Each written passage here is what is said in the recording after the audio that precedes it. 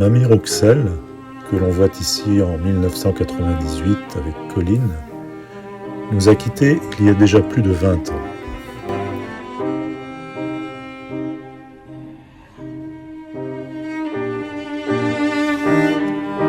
De son nom de jeune fille, Annick Tréhorel, elle était née à Pléneuf en 1936, dans cette maison des Galimènes où sa demi-sœur, plus âgée qu'elle, Michel, a passé toute sa vie, de 1928 à 2016. Le père d'Annick s'appelait Mathurin Victor Tréhorel. Né à Saint-Alban en 1893, dans la ferme de la Villeguillois, il était marin. Le père de Michel s'appelait Marie-Ange Tréhorel. Il était le frère cadet de Mathurin, lui aussi né à Saint-Alban, à la Villeguillois, lui aussi était marin. Annick Tréhorel, notre future Mamie Rouxel, n'a pas connu son papa. En effet, elle n'avait même pas 1 an lorsque celui-ci est décédé de maladie en 1937, à l'âge de 43 ans. Dès lors, à seulement 35 ans, Marianne, la maman de Michel et Annick, se retrouvait veuve pour la 2e fois et donc seule avec ses 2 filles dans sa maison des Galimènes à Pléneuf. Si maintenant l'on remonte dans la généalogie des 2 frères Tréhorel, les pères de Mamie et Tata, on trouve tout d'abord leur père, Mathurin François Tréhorel, 1861-1903, cultivateur, né et mort à Saint-Alban. Le père de celui-ci, Mathurin Louis Tréhorel, 1824-1871, également né et mort à Saint-Alban, était laboureur.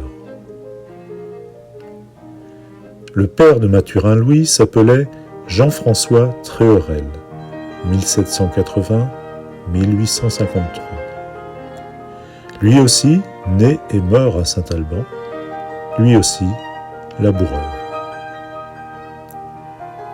Ange Fidèle Tréhorel était le plus jeune frère de ce Jean-François, le dernier enfant d'une fratrie de 6, 5 garçons et une fille.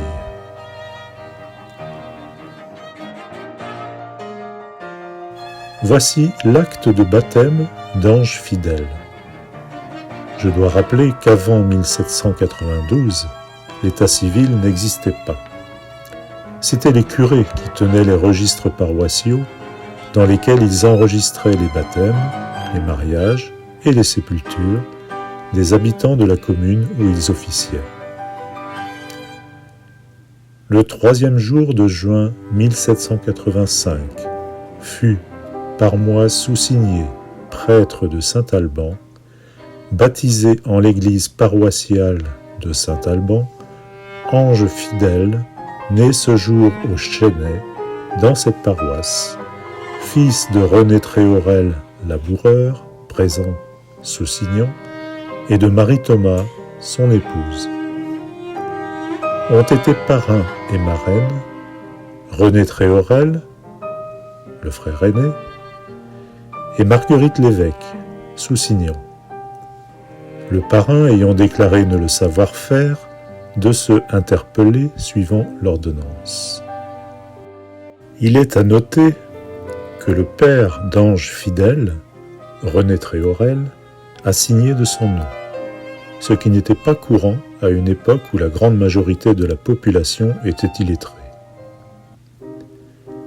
1785. Nous sommes donc sous le règne de Louis XVI, devenu roi 11 ans plus tôt, à la mort de son grand-père Louis XV. Mais nous sommes aussi à seulement 4 ans de la Révolution française.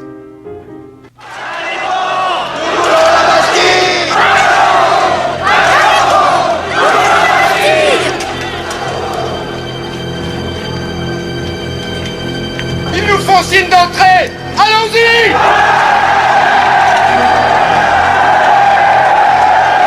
Ils ont rien compris. Ils avancent au lieu de foutre le camp. Avec l'acte de baptême d'Ange Fidèle Tréorel, nous disposons de 2 autres documents le concernant.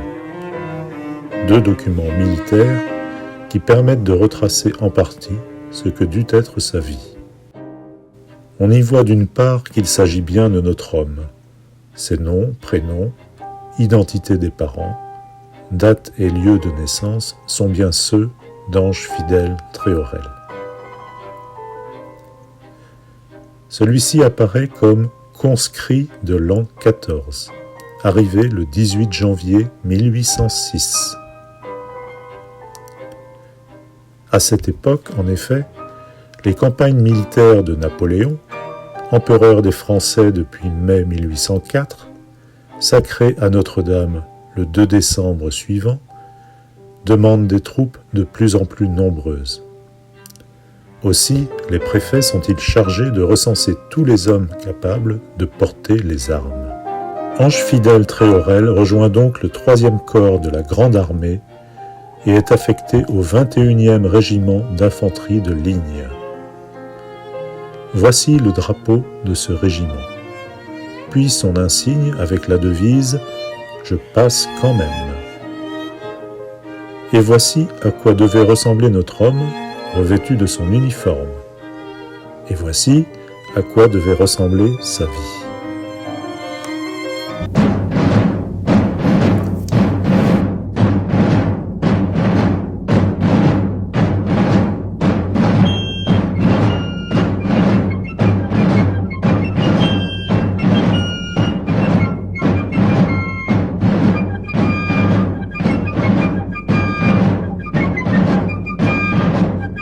Les registres militaires précisent qu'Ange Fidèle a participé à toutes les campagnes napoléoniennes des années 1806 à 1812.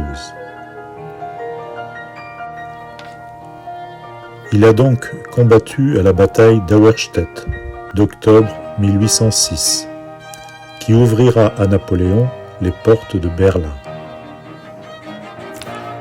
À la bataille d'Eylau, février 1807. De 1809 à 1811, le 21e régiment d'infanterie de ligne fait partie de l'armée d'Allemagne et du Rhin. Ange Fidèle a donc participé aux batailles d'Eckmühl, avril 1809, et de Wagram, juillet 1809. Toutes ces batailles furent des victoires pour la grande armée de Napoléon. Mais pour son malheur, notre Ange Fidèle fut également embarqué en 1812 dans la désastreuse campagne de Russie. Il aura été impliqué dans la bataille de Smolensk, août 1812, puis celle de la Moskova ou de Borodino, septembre 1812. Avant sans doute d'entrer avec son régiment dans Moscou à la mi-septembre 1812.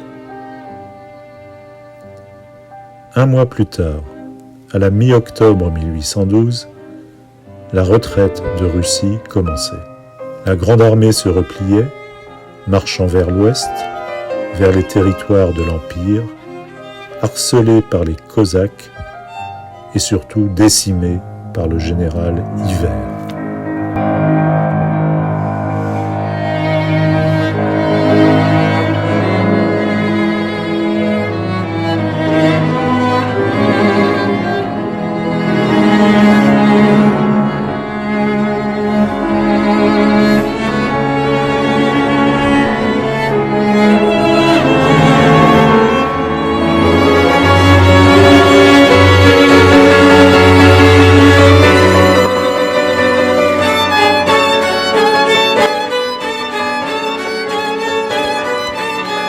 À quoi pensait-il, Ange Fidèle Tréorel, notre valeureux grognard breton, au moment où il traversait la Bérésina avec ce qui restait de la Grande Armée à la fin du mois de novembre 1812 ?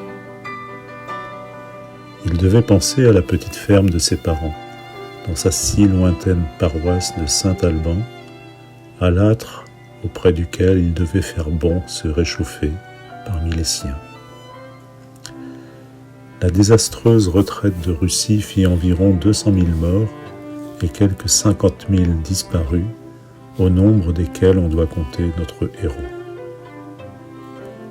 En effet, le registre militaire du soldat Ange Fidèle Tréorel, matricule 1210, se clôt sur ces quelques mots. Resté en arrière le 6 décembre 1812 pendant la retraite de Russie, présumé égaré. Notre Ange Fidèle avait 27 ans. Quelques années plus tard, en novembre 1821, soit 6 mois après la mort de Napoléon à Sainte-Hélène, naquit un garçon dans le foyer de Jean-François Tréorel, frère de notre héros et ancêtre en ligne directe de Mamie Rouxel. Il fut baptisé Ange Fidèle comme un hommage à son oncle, à jamais disparu dans les steppes glacées de la Grande Russie, à 1000 lieues de sa Bretagne natale.